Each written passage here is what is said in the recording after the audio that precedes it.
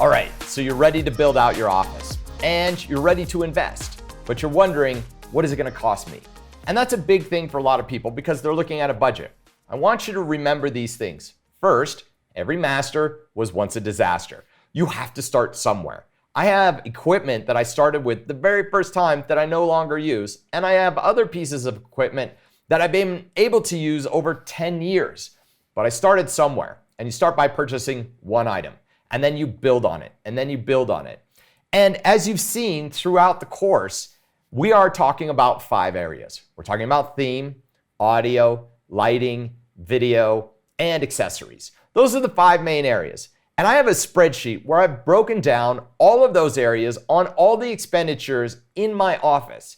You're gonna be able to have access to this. You're gonna be able to have access to the links to be able to click on those items to where I purchased them, so that you can go and look at the pricing, see if it's something for you, and then maybe even purchase it.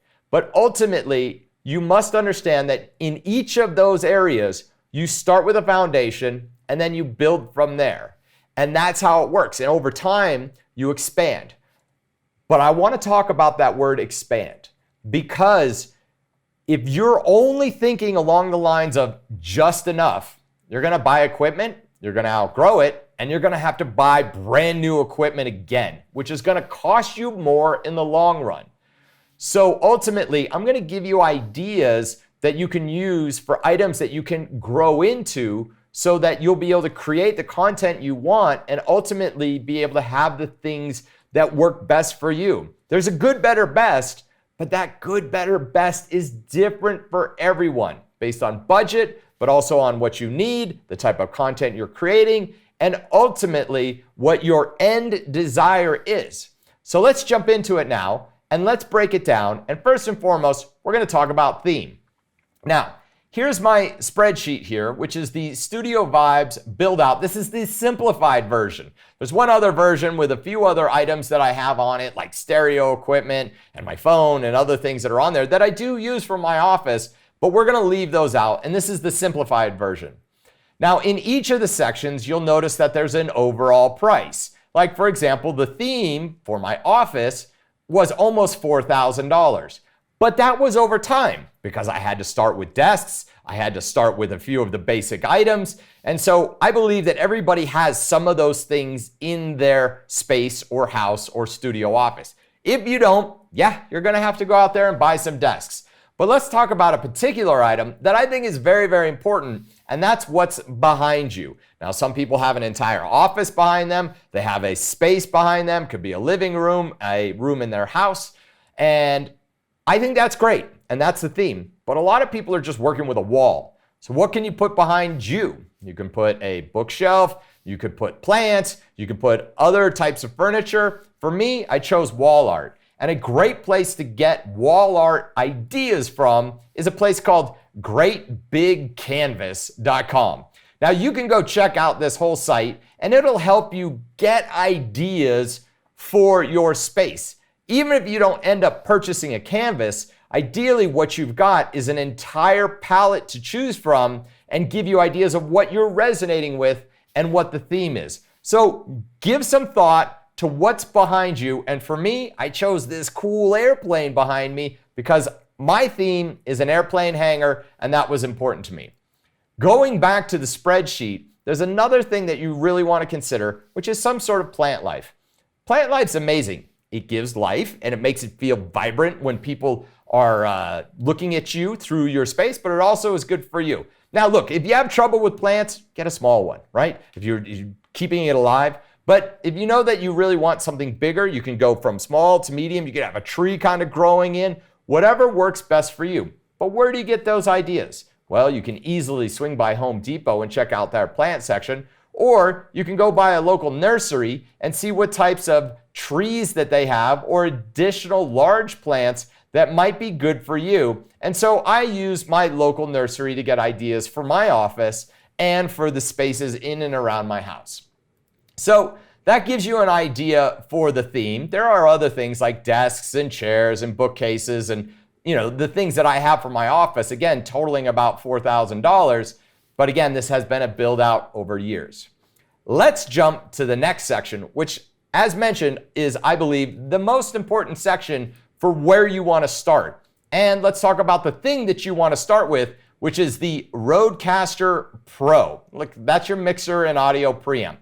In the audio section, I spent about $3,000 total for my total office audio configuration. And let's go check out the Rodecaster here.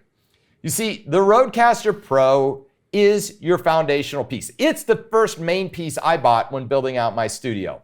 It allows me to expand 4 channels to add mics, which I've used.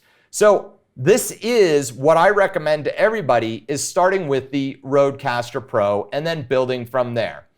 Additional things that you're going to want to consider are a shotgun mic or a wireless lapel mic, whatever works for you. Maybe it's a podcast mic. For me, I have a shotgun mic that I use on my desk, and that shotgun mic is a Rode NTG2. Now, they continue to upgrade their mics, but this is a phenomenal mic that I can put in front of me that's just out of range in terms of out of view of the viewers, and it's only $269. Pair that with the Rodecaster Pro, and you're off and running with some really phenomenal audio. Another very important thing you're gonna need is some headphones. And one of the best and inexpensive headphones you can use that look great, and they've been in the audio world for decades, is the Sony. The Sony MDR 7506 is amazing. And we use this now for the producer station. And he has it on his head when he's listening to the final output of what we're recording. And then I have some different headphones that I use that I wanted for branding and high quality for me. So the Sonys overall are a phenomenal price, and the quality is really quite unbelievable. So I highly recommend them. So again, in your audio world, you can buy lots of different things that are for you, but ultimately you have to start somewhere and then build on it. Let's move on to the lighting section. I spent about $1,500 on lighting, and there's lots of different things that you can purchase to give you additional light. Now remember how important lighting is. It's actually more important than your camera. So I wanted to make sure I had the best lights, and also I wanted to make sure they were easy to use. Now the first light that a lot of people like to pick up is some sort of ambient light or strip light or colored light that they can throw behind them to add a little pizzazz behind you. And that light is super simple. You can pick it up at Home Depot. Yeah, IKEA has strip lights. You can pick those up. You can see them online. Some of them are 20 or 30 bucks. But I chose a Hue light because for me, I have Hue lights throughout my house, and I just knew that I wanted to be able to connect it to my Stream Deck system and be able to adjust it via my phone if I want. Here's a little asterisk here. If you pick up the strip light, which is a Hue light, you're gonna need the bridge base if you don't already have it. That's basically the starting foundation for a Hue light system in your house. And so you have that bridge or that base unit, then you can add the strip light, and then you can control everything from there. The other light that's gonna be super key is the key light.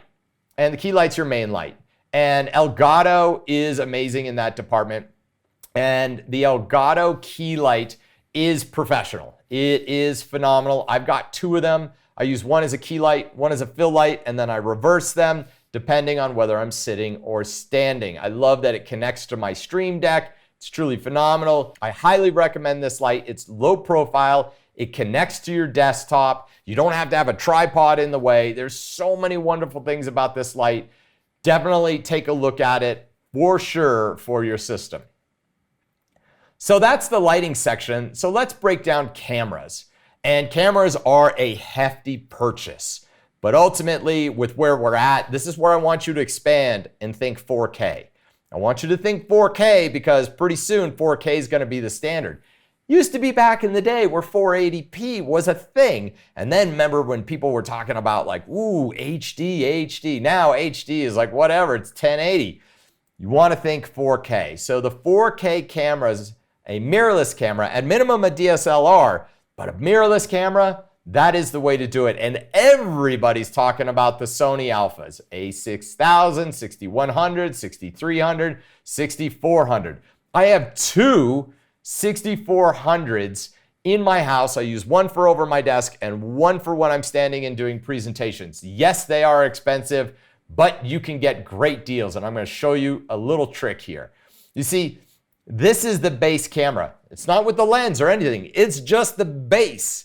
But what's really cool is you can pick up a lens if you want and add it on there. A lot of people are using a 16 millimeter. I'm using an 18 to 35 millimeter lens. We'll go over that in a second, but this is the base camera. But one of the things you can do here is if you scroll down, is you can start to see that sometimes they have new and used, and that's a better price than buying brand new. So there's a savings of like 70 bucks.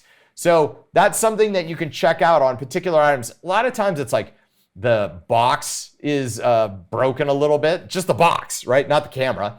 Or that there's a small blemish on the camera, maybe a nick or something like that. Fine. That is a way to save some money when it comes to these types of items. And look, if it doesn't work, send it back to Amazon. That's how I knew that I was going to get the right thing. So lenses are important, and sometimes you might have a lens around your house from a different DSLR that you can get in an adapter ring and be able to add that, or you can take a look at buying new if you don't already have it. Again, I have an 1835 camera lens. A lot of people really like the 16 millimeter Sony. You can go that route. I also have a 50 millimeter that I have on my standing camera, but I want you to really consider what lens works best for you. And the reason I chose the 1835 is that the 1835 lens itself was something that I could use to expand.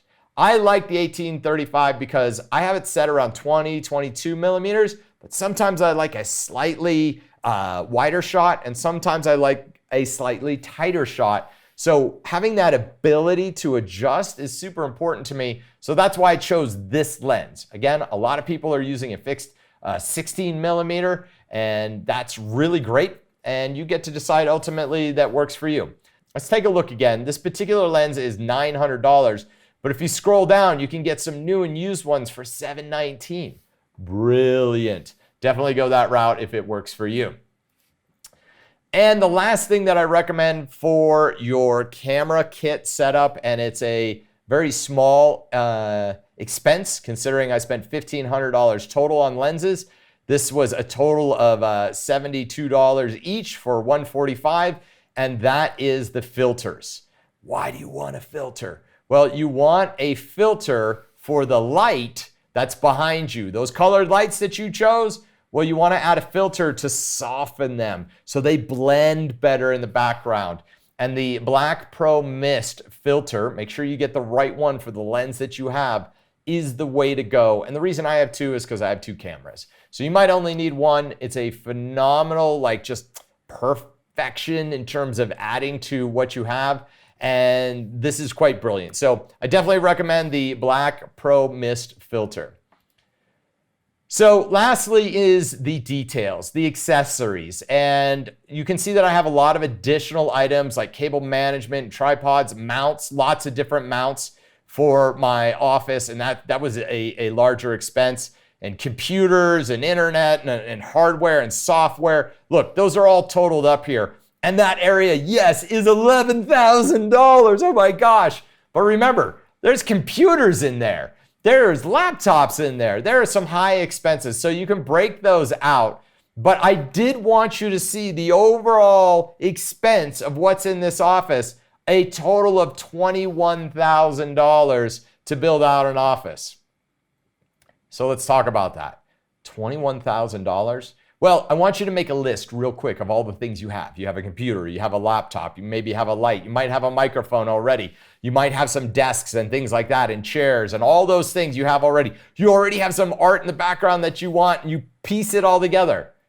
Well, all of a sudden you're looking at, well, let's just upgrade the audio a little bit with a Rodecaster. Let's get some better lighting right there. Let's add a few of these things like a Stream Deck. Let's throw that in and a couple of software items like Ecamm or Loopback, and really make your presentations amazing.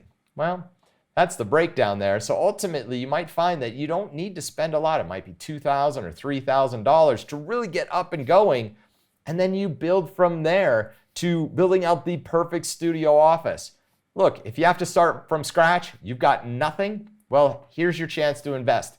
And I know people that invest far more money in a million other ways and they never get the return. The thing is the return is here is you have a way to connect and speak to the world. So I highly recommend it. So that's the studio build out. I'm super stoked. Remember, you'll have access to all these links and you'll be able to see everything and be able to cruise through and really kind of get ideas. Ultimately, that's what I wanted to create here for you, is a way for you to be able to see what's in my office, what the cost was, where the links are, and then you go down the rabbit hole to find out what's perfect for you and your studio build out.